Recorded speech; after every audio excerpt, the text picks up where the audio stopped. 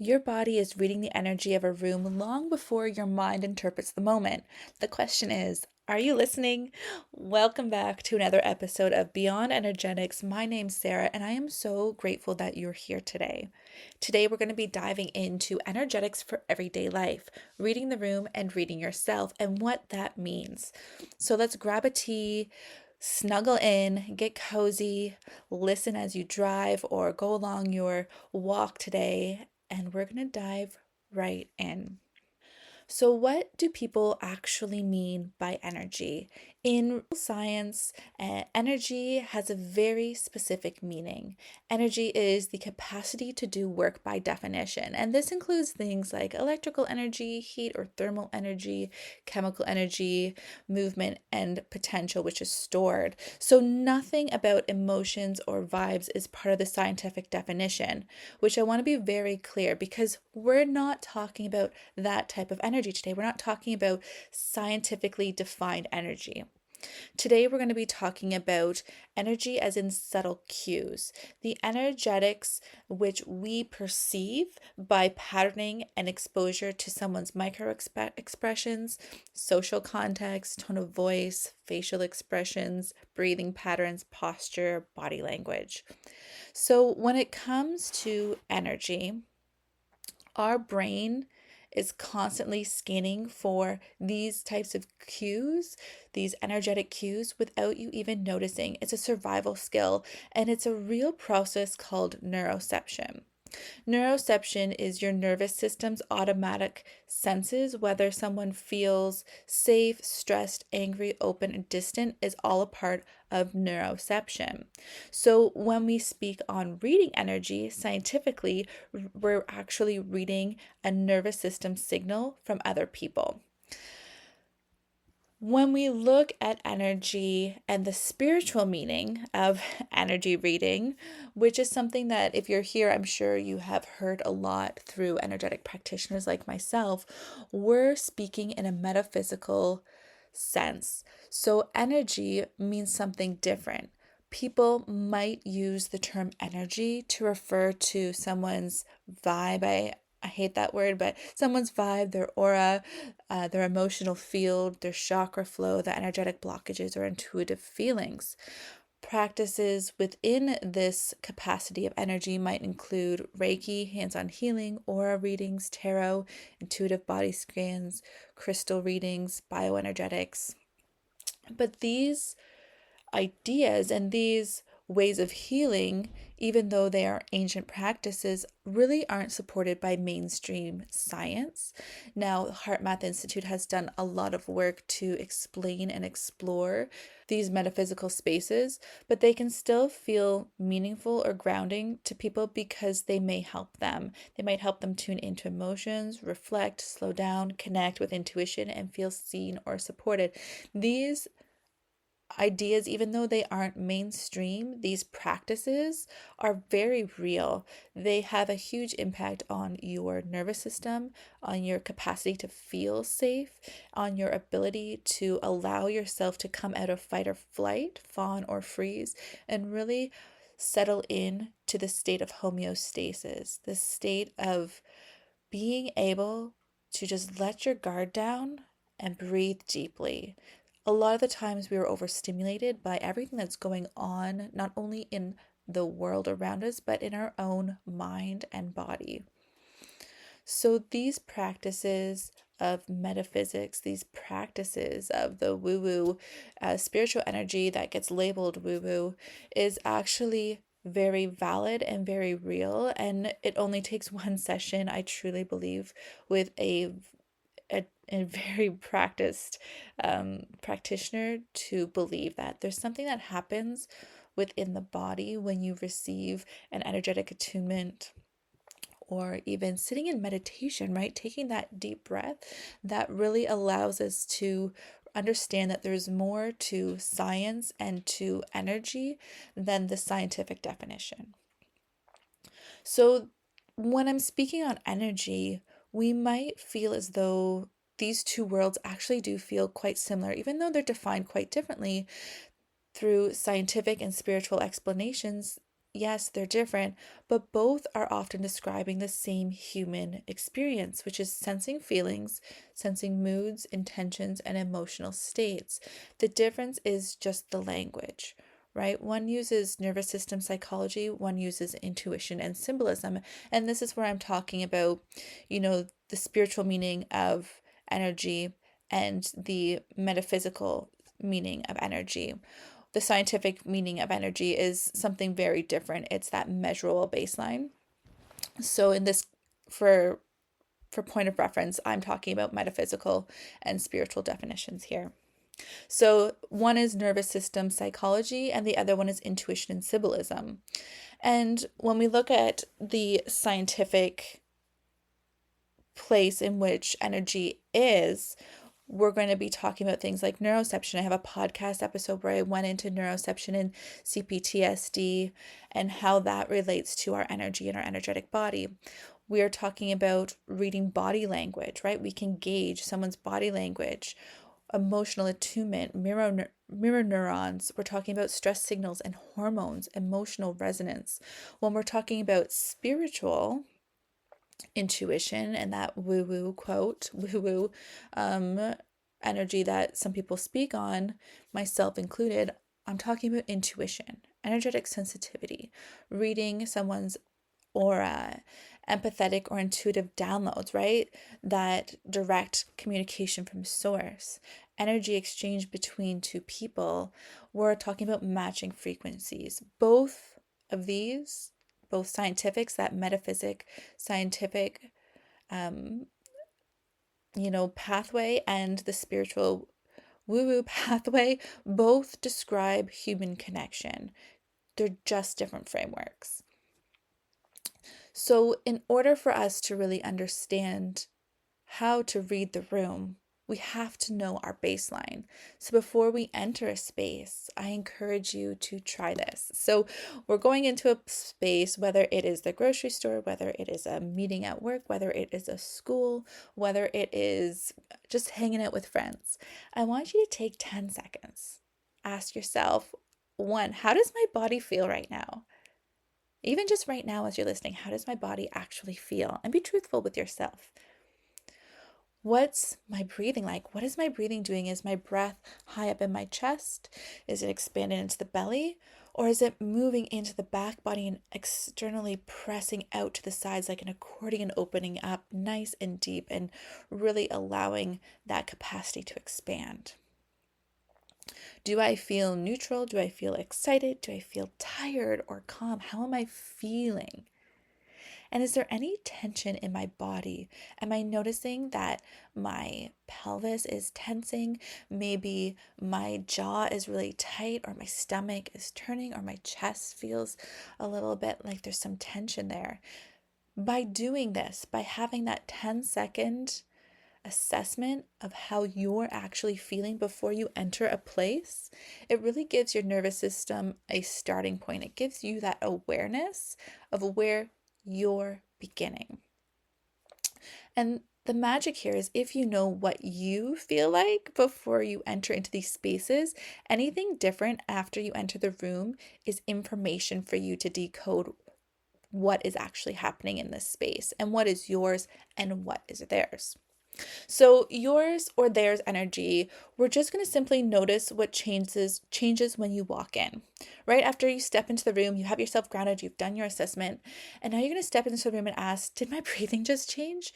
Like, how many times have you walked into a room and everyone's like, hey, hey, hey, and coming at you, and your breath might get a little bit short. So just noticing that. Did you automatically bring those shoulders up to your ears just by me mentioning a lot of people coming at you, right?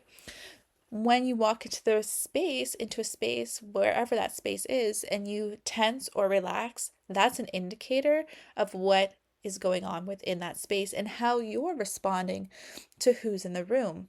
If we're tensing and we're getting really shallow breath, maybe that's not a space for us.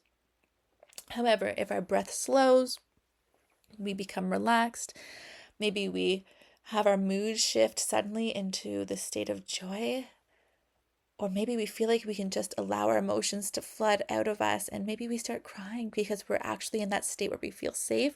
That is information for you to judge.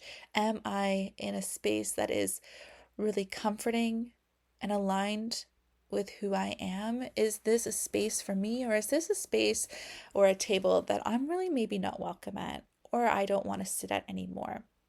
Do we feel more awake or drained when we're in that space, or even when we leave? That's an indicator too. We've all been around people or individuals or circumstances which drain us. What can we take from that? Did you feel pulled toward or away from the space? Did you feel like, ooh, I need to get out of here? And then the mind thought, maybe we should try and leave, right? If something changes really fast, it's oftentimes the room. It's the room and it's not you. And what I mean by that is if we walk into a space and all of a sudden all these things are happening really quickly, it's a reflection, one, either of how you're responding to the room because of the energy within that room space, right? So when I say your breathing changes, your shoulders tense, your mood shifts tightly. If you were walking into that space nice and calm, you know it's the room's effect on you. So the people or the space maybe isn't meshing with where you're at right now, and that's okay. When it's something like you start to get a headache, you feel nauseous, these can be anxious triggers or side effects rather. When you feel that immediate need to get out of Dodge, we want to really pay attention to that and honor that.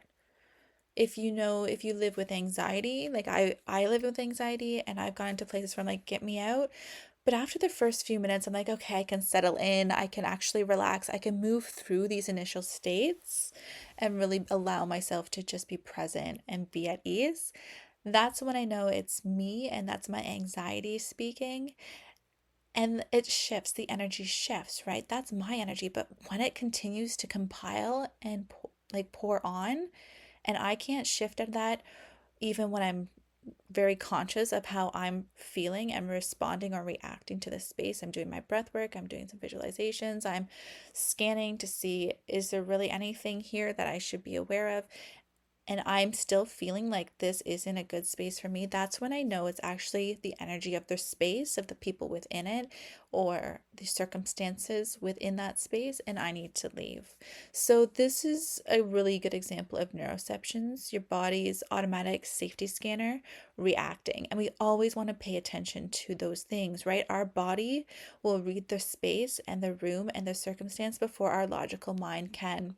So I have a really great mentor, Kelly Elston, and something that she always preaches that, your energetic center that within your gut is really a big one to listen to. Your mind is also something we want to listen to, and your heart. And if your gut, if that heart and your head are all reacting like you need to get out at the same time, or even just two of those, you need to get out, right? You wouldn't walk down a dark alley and ignore that sensation. We don't want to do that in our day-to-day life either. So slowing down, scanning the space, scanning yourself, really taking that moment to know where your baseline is before you walk into that space and noticing how it shifts with the energy of that space you're walking into is really key here. And also being aware, is this my anxiety? Is this maybe my social anxiety, which fades, or maybe it's a pattern you have and are living with? Or is this actually maybe a threat or maybe a space that is not healthy? So the next thing we can do is really slow your body so we can observe instead of absorb. So when we're in these spaces, when we feel overwhelmed or unsure, you can try this. So you're going to simply take a big breath in. And I say simply, I know it's not always simple. Take a big breath in, drop your shoulders, and exhale longer than you inhale, whether that's a second, whether that's 6 or 8 seconds. So taking a breath in and exhale. I want you to unclench your jaw and loosen your hands. When your body calms, even just a little bit, just a teeny tiny bit, you can feel it. And you can then sense, hey, what is mine here and what am I picking up from others? You become not a reactor, but an observer. So you're no longer the sponge. You're taking back that control of the situation. What is mine and what am I picking up on for others? So that's where we do that reflection on the initial assessment. I want you to then do a boundary check. So what you're going to do is, if I left the room, so this is the question you're asking yourself. If I left the room right now, would I still feel like this? If I left the room right now, would I still feel this anxiousness? If I left the room right now, would I still feel this fear? If I left the room right now. And if the answer feels like a no, then that's the room's energy. That's the space that you're in. That's a reaction that you're having to the energy of a space that you are in.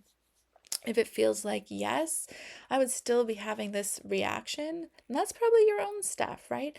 And what I mean by that is, if you leave the room and that thought of leaving the room still has you feeling anxious. So what I mean by that, let me just clarify, because I know that was kind of jumbled. If I'm sitting in a room and I'm feeling anxious, and I think to myself, if I left the room, would I still feel anxious right now? And my answer is yes. Then I know that's actually my brain, or something else is going on, which is causing my anxiety. It might have just been a divine timing where it was also happening as I was moving into this space. It could be something in the back of the mind and the subconscious that's coming forward.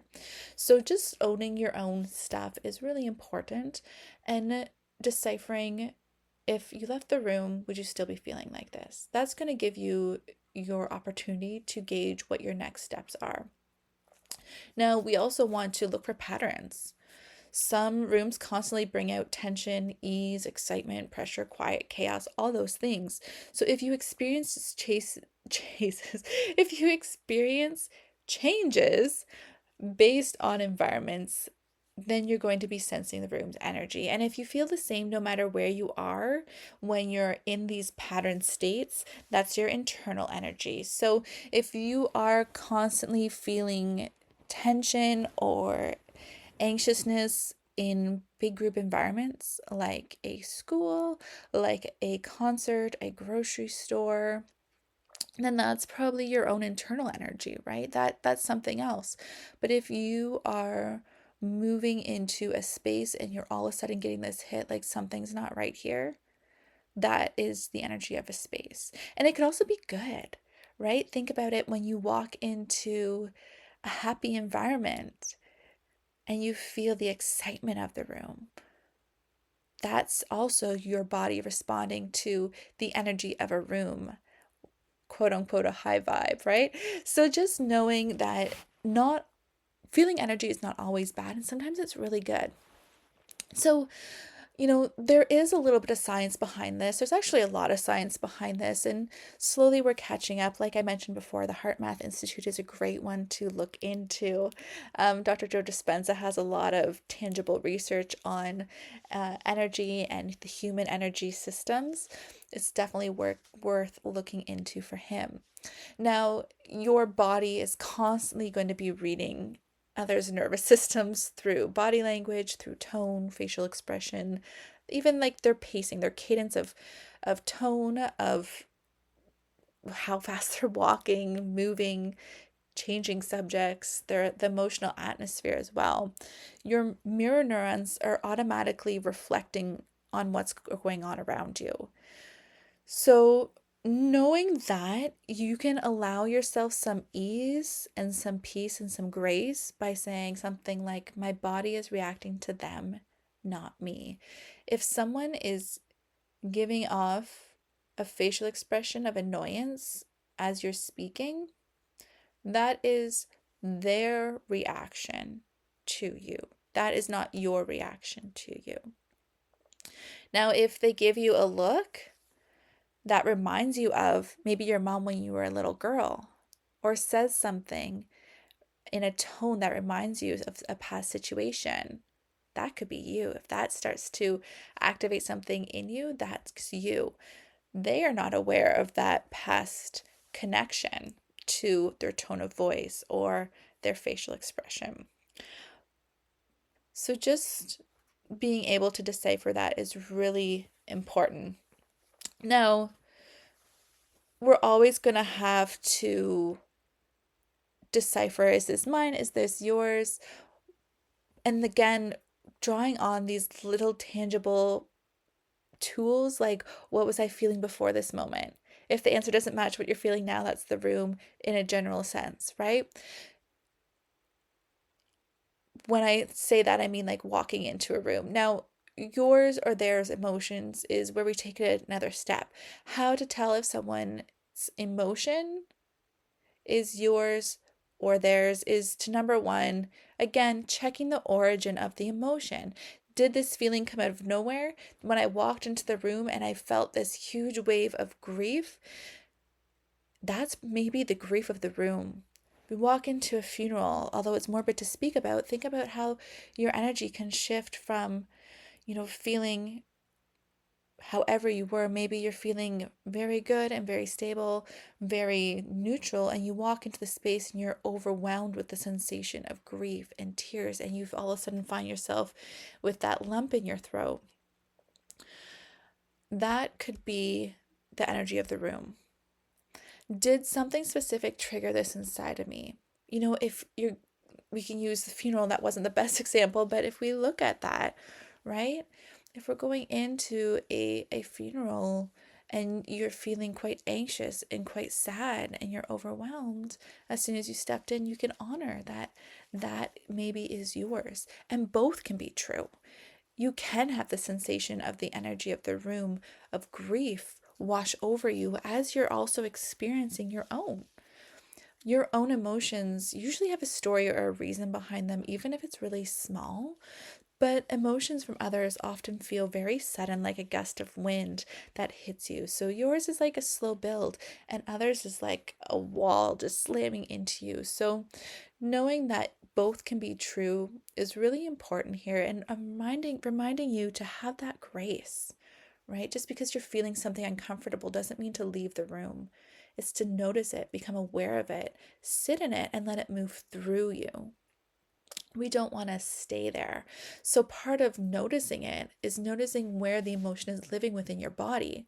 Your emotions kind of have a signature blueprint within your body. So, for example, stress usually equals some tension, some tightness.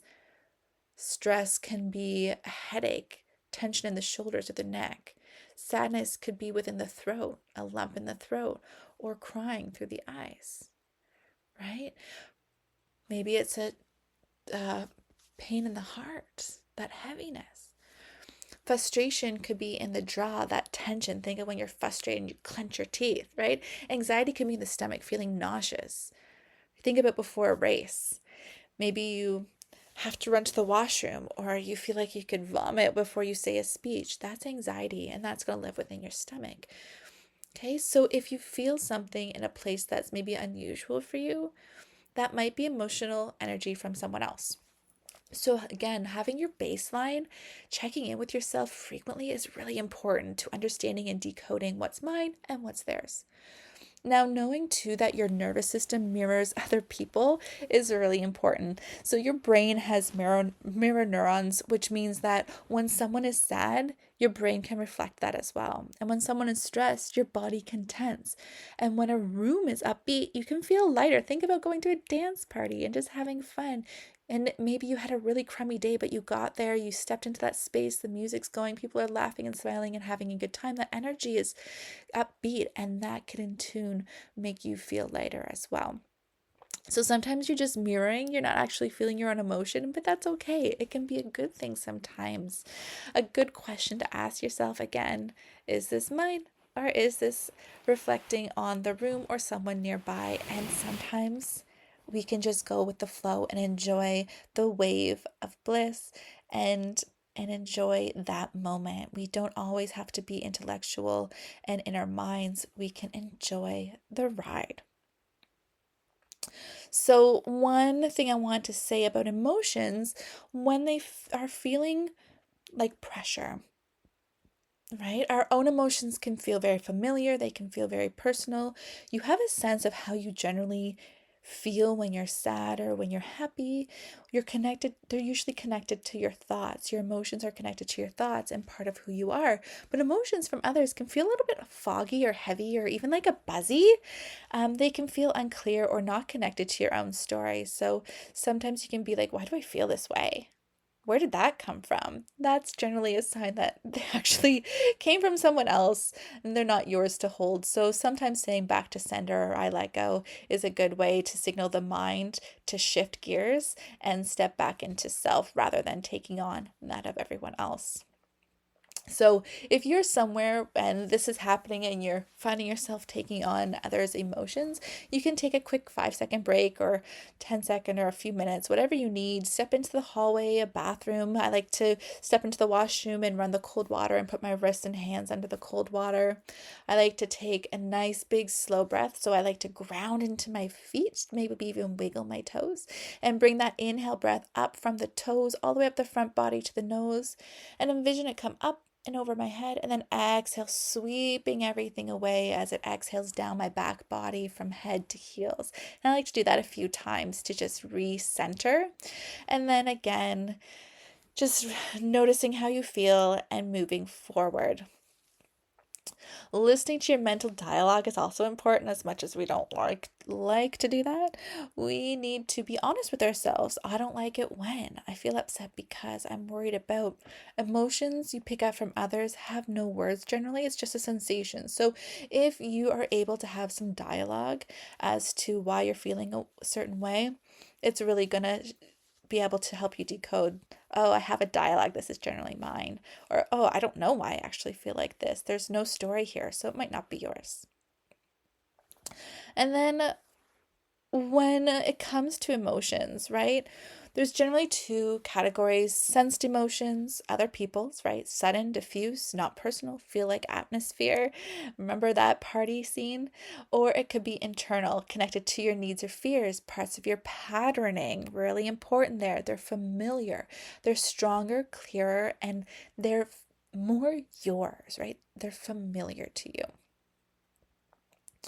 So let's talk about some real life examples of when we might be deciphering, is this mine, is this yours, and how to tell.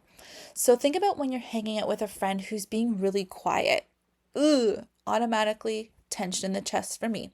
You're having a good day, but your friend is unusually quiet or off. A talking point that you might have internally is that check-in, right? I felt fine before I saw them, but now I'm feeling heavy. That must be their mood, not mine, right? Your emotional shift matched their vibe, not your own. If someone is feeling recluse and down and quiet, and they're usually upbeat and cheery, you know that logically that something's off, but you're also going to feel that energetically within your body. So knowing and deciphering that can help you take those next steps. You can decipher what's yours and then allow yourself to sit in that space and in a capacity to hold space for them to move through what they need to move through, and acknowledge that this is their sensation and be able to show up with a little bit more openness for them as they need you to. Now, say you're at a busy mall, right? Say it's Christmas and you're at a busy mall, you're going into a crowded space and suddenly you feel overwhelmed or really wired or exhausted. This might not feel personal, and generally it's just a lot of nervous system signaling in one place. Think about it as, yeah, just that, a lot of nervous system signaling in one place, like bumper cars, right? When there's a lot of bumper cars, things are going to bounce off of each other. Cars are going to bounce into each other. You're going to bump into each other, and it's going to feel really heightened. With bumper cars, you can feel every time you get plummeted. With energy, you generally don't. It feels a bit overwhelming. It can feel tired. It can have a number of different labels and sensations here. So your body is mirroring the room in this situation. Crowded spaces send so many emotional cues. Your body is going to automatically react even if you aren't actually thinking about it. So just know that that is an example of when we're in a space that is causing a different sensation within ourselves energetically. So very different from our friends, yet very similar as well. Another example, maybe you were in a good mood, but after reading your group chat, you feel irritated or pulled down. Nothing has changed in your life. You simply just read a message that really dragged you down. This is due to the conversation, and this is not something internal. This is a digital energy, and it has to do with social cues. Your brain is going to mirror the tension of the tone of the text.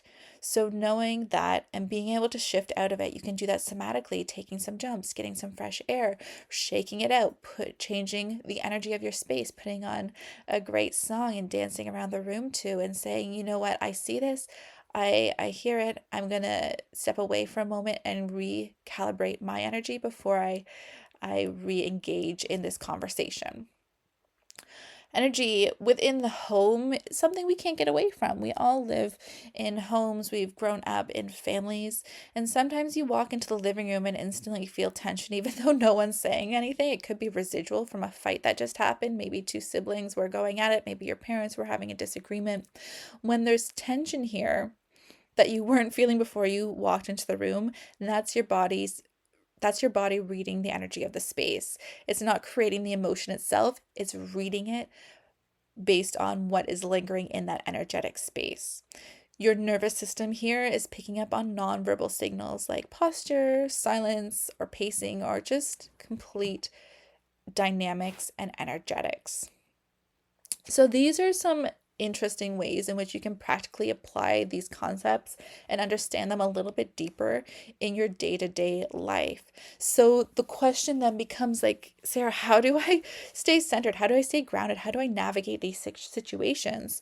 And really, it's just about one, getting that baseline. I know I've been like a broken record here, getting your baseline. How do you feel on a day-to-day basis? How did you feel before you entered that space? Being curious about yourself, getting to know your own energy, and then spending 10 seconds just simply noticing your shoulders, your breath, your jaw, your mood, right? When you know you're neutral, it's so much easier to notice when something isn't yours. And that's when I work with people, I can pick up on their energy and what's going on within their body so easily is because I've spent hours and hours and days and years on end really tapping into my own states and understanding what is mine and what is theirs. And it blows people away that I can sense these things, but you can do this too. Your brain is constantly comparing new signals to your baseline. So that's going to keep you steady. That's going to really allow you to decipher mine or theirs. It's going to allow you to adjust and readjust to a space as you're in a social setting or alone, right, with the social media or whatever that is. The next tangible task I'm going to bestow to you is slowing your exhale. My goodness, this is a big one. This is something that I've taught my kids, right? Whenever we're feeling like there's been an energetic shift, taking that inhale for 3 and exhale for 5. Or maybe you're going to do box breathing where you inhale, exhale, hold for the same amount of time, right? 3, 3, 3, and 3. Inhale. Hold it for 3, exhale for 3, and just stay still for 3, right? Inhale for 3, hold for 3, exhale for 3, pause for 3. Why this works is because it anchors your body internally instead of reacting to an external emotion. You're coming back to the present moment, to the now. You're connecting your mind, body, and breath all on one line instead of being scattered and one is ramped up, the other one is confused, and the other one's like, hey, don't forget about me.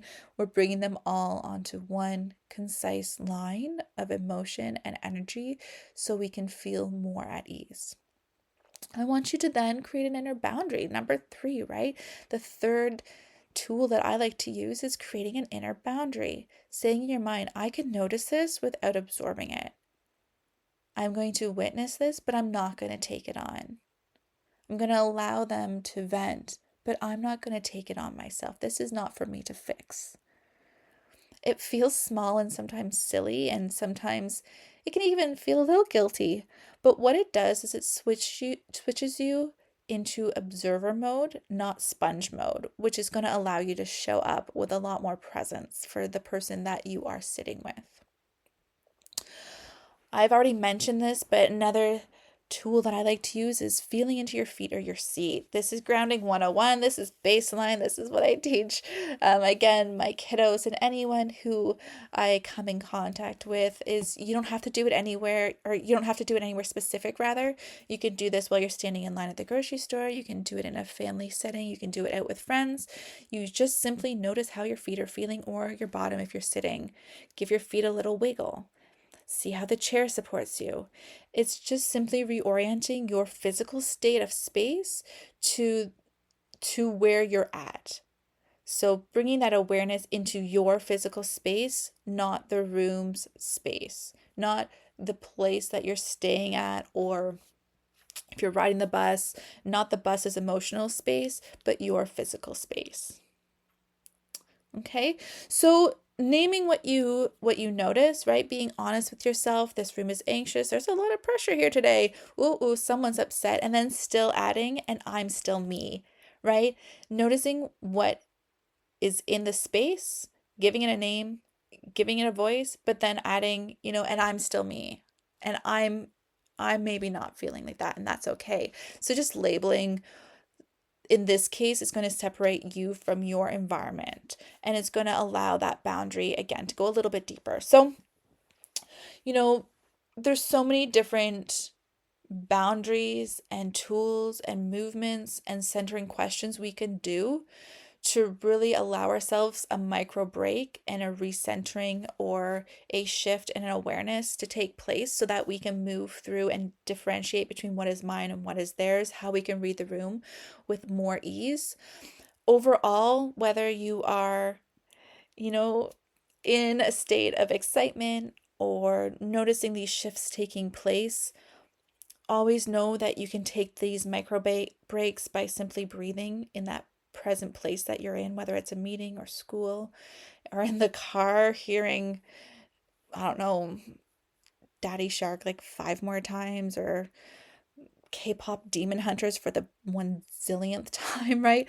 Taking that breath can really help. Wiggling your toes can help. Feeling the seat support you. You can get a nice drink of water. You can look out a window. You can gaze around the room and just begin to notice things. So changing environments can help. Bringing awareness to different things can help. Taking a breath to shift can help. Your energetic body is going to react to changing environments. That's something we're never going to be able to escape from. But your superpower is going to be being able to reset, but also after you figure out what is actually yours. So your energetic body is your very first social skill. Everything else comes second. So knowing your baseline is so important, and I cannot stress this enough. Knowing your baseline is your most powerful social skill. And so as we kind of close this podcast for today, I really would love to hear anything that resonated from you. Leave a comment, share on social media. Please follow, like, and share this podcast. It really helps reach others who might be struggling or might really need to hear these tools that I spoke on today. I don't get paid from this podcast, so any share, anything to help promote, I really do truly appreciate. So thank you so much for listening. If you want to learn more, I have many videos on YouTube and many other podcasts about neuroception, PTSD, decoding the energetic body, all those things for you to dive in and learn more. These are free resources. If you are at a place where you're feeling stuck and you need some help, you don't know where to go, you've tapped out that with the medical system, things just aren't feeling good for you, I do 15-minute free consultation calls where I can see if I can help you really come back home to yourself, really find that sense of calm and ease. So if that's something you'd like to do, you can hit up the links in my bio or in the footnotes of this podcast. I work one on one with women, men, and children around the world. So feel free to reach out. I would be honored to sit with you on your journey.